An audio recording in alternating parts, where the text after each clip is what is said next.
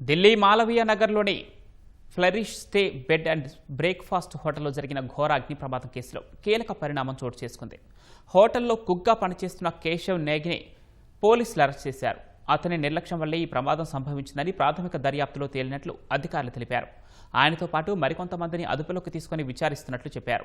ప్రమాదం జరిగిన రోజు కేశవ్ నేగి వంటగదిలోకి వెళ్లి స్టవ్ ఆన్ చేశాడని, ఆ వెంటనే భారీ శబ్దంతో స్టవ్ పేలిపోయి వంటగదిలో మంటలు చెలరేగినట్లు పోలీసుల విచారణలో తేలింది.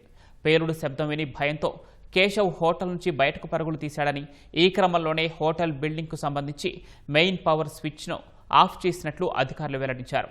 విద్యుత్ సరఫరా ఆగిపోవడంతో హోటల్లో ఉన్న తలుపులన్నీ ఆటోమేటిక్గా లాక్ అయిపోయాయన్నారు. హోటల్ అంతా పొగ అలుముకొని బాధితులు తప్పించుకునే మార్గం లేకుండా పోయిందని, కొందరు ఊపిరాడక ప్రాణాలు కోల్పోయినట్లు అధికారులు తెలిపారు. కేశవ్ చేసిన ఈ నిర్లక్ష్యపు పనే 21 మంది అమాయకుల ప్రాణాలను బలిగొందని చెప్పారు.